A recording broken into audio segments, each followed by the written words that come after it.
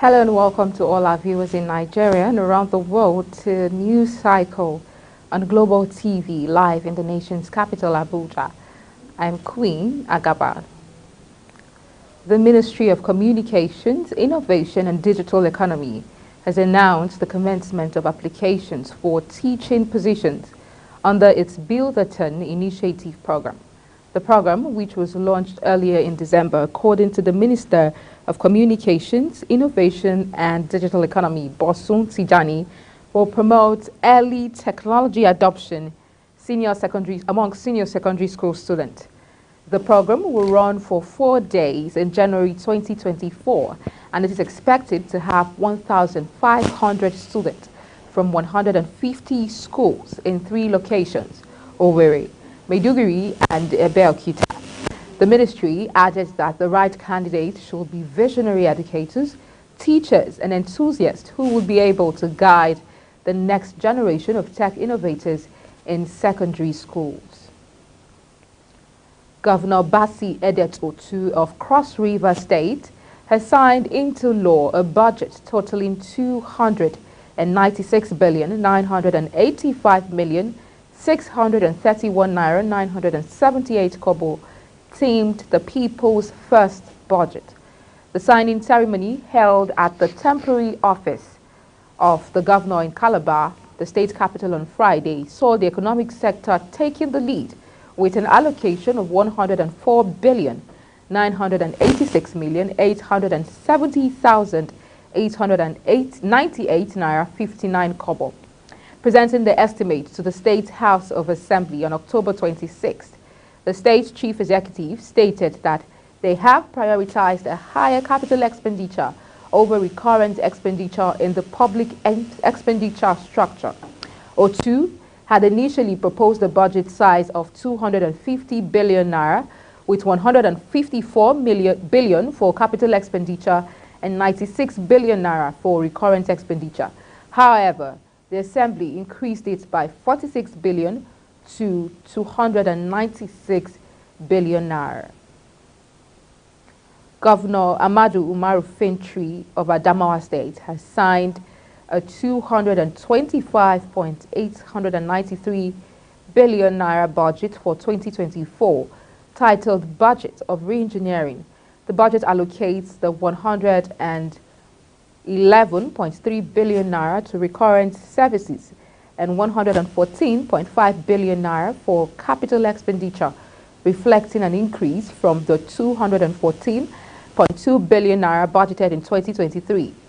The State House of Assembly, which had previously endorsed the budget earlier this month, aligned its approval with the 2024 to 2026 medium-term expenditure framework and fiscal strategy paper. Governor Fintri expressed gratitude to the State House of Assembly for the swift passage of the budget within the stipulated time frame. He affirmed his commitment to maintaining the harmonious relationship between executive and legislative arms of government. Meanwhile, Governor Ademola Adeleke of Osun State on Friday signed the state's 2024 appropriation bill into law, promising to ensure its full implementation.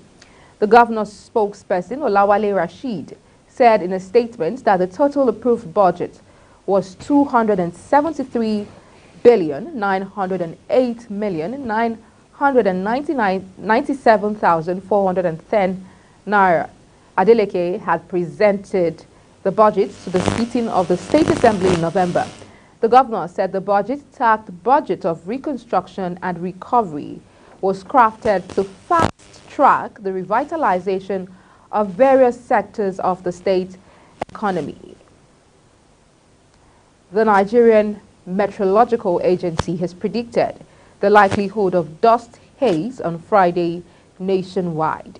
NIMET's weather outlook, released on Friday in Abuja, predicted the prevalence of dust haze across various regions of the country.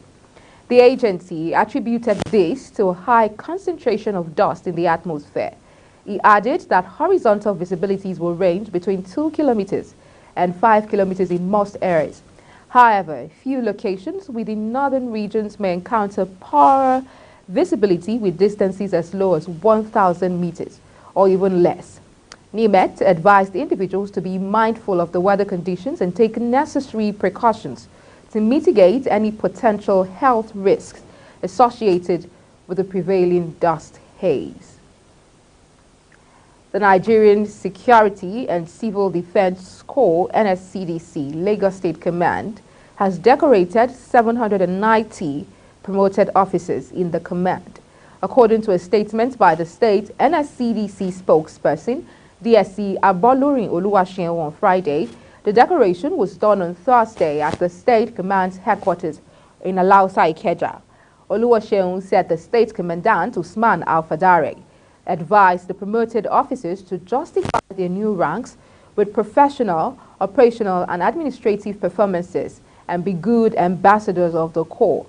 The promoted officers should see the promotion as an advantage to should not see the promotions as an advantage to intimidate their colleagues or reason to undermine the professional ethics and practices of the highly revered and esteemed service, he added. The Managing Director, Nigerian Railway Corporation, NRC, Fidet Okiria, said that the corporation lost over 150 rail clips due to constant vandalism along railway tracks across the country between 2022 and 2023. Okiria disclosed this at the end of the year media briefing in Lagos on Thursday. He said that over 50,000 clips each had been vandalized between the Lagos and Ibadan, Warri and Itakpe and Abuja to Kaduna standard gauge tracks between 2022 and 2023. Okiria said that the corporation had engaged in constant sensitization to communities where the vandalism took place to make them realize the implication of the act to the growth of rail networking in the country. You're watching the news cycle live from Nigeria's capital, Abuja. We're on Star Times, channel 276. Kindly follow us on all social media platforms using @Global TV NG and other handles now showing on your screen. When news cycle returns, Nigeria's February crude exports may dip despite plan to boost production. The news continues shortly with details of this and more stories right after this break. Please stay with us.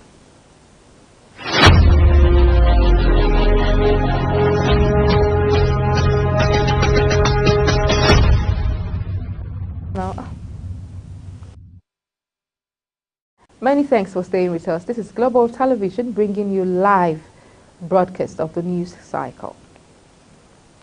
On the foreign scene, Russia launched drone and missile strikes across Ukraine on Friday, killing at least 12 people and wounding over 70 in one of the biggest air attacks of the war. The military said 158 missiles and drones were fired on Ukraine and 114 of them were destroyed. Ukraine is urging Western allies to maintain military support after the United States just released its final package of weaponry under existing agreements. Russia tried to overwhelm Ukraine's air defenses across most major cities, launching a wave of Shahd attack drones, followed by missiles of numerous types fired from planes and from Russian-controlled territory. Buildings damaged in 6 cities, including warehouses, a shopping mall, and a maternity hospital, according to the officials. Several other residential and warehouse buildings were damaged. Russian and U.S. space agencies have agreed to keep working together to deliver crews to the International Space Station, ISS, until at least 2025. The space sector, including its so-called cross-flight that involve sending crews from different nationalities on one spacecraft, is a rare area of cooperation remaining between Moscow and Washington since Russia sent troops to Ukraine. It also aims to guarantee the presence of at least one representative of Roscosmos on the Russian segment and the presence of at least one representative of NASA on the American segment. Russia said in April that it planned to use the International Space Station until 2028 an apparent reversal of an earlier announcement to quit the orbiting laboratory after 2024.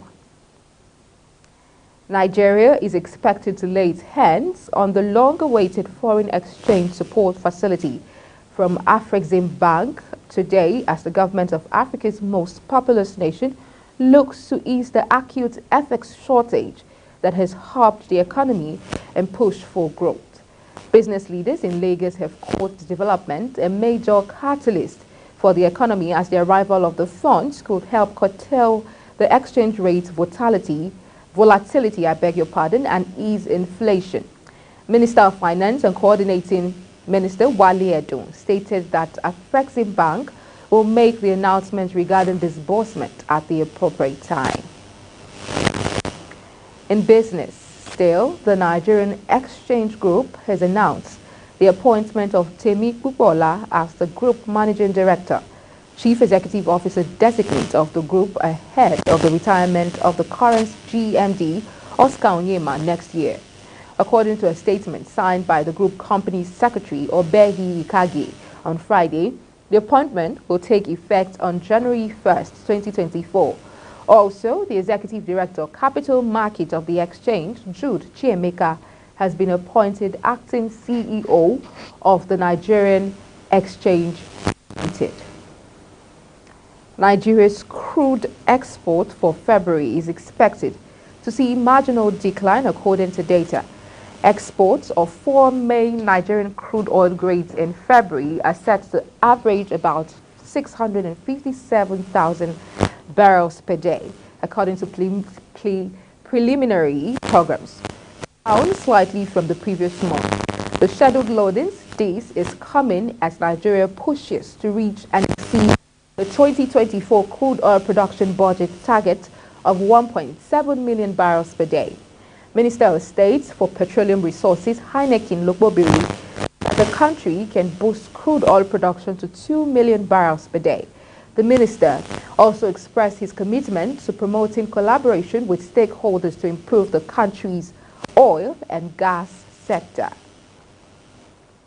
Meanwhile, Google has agreed to settle a consumer privacy lawsuit seeking at least $5 billion in damages over allegations it tracked users' data who thought they were browsing privately.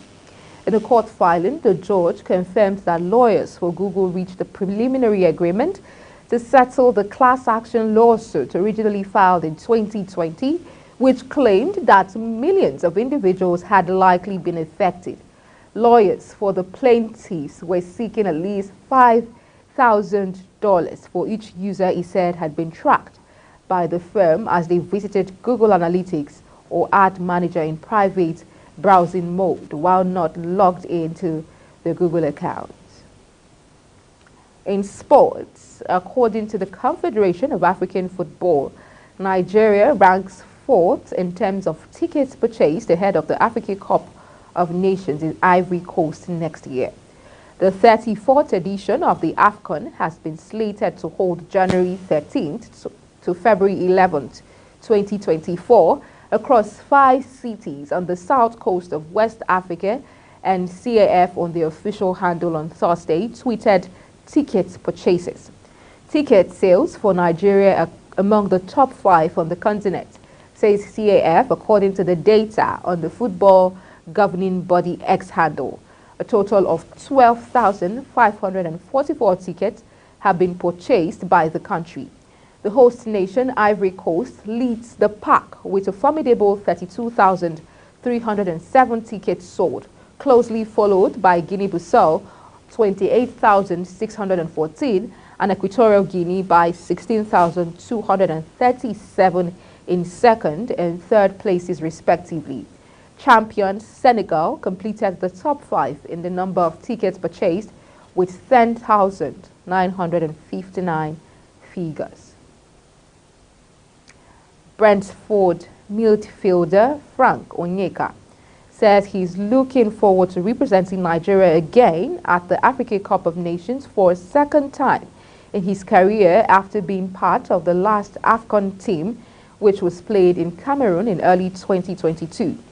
Despite making the last squad, Onyeka only played 15 minutes in Nigeria's 4 matches when he came on for Kelechi Nwakali in the 76 minutes during Nigerians' last group game against Guinea-Bissau. Since making his debut for Nigeria in October 2020, the 25-year-old has gone ahead to play 12 times for the country and will be looking for an opportunity to add more caps at Africa's biggest tournament.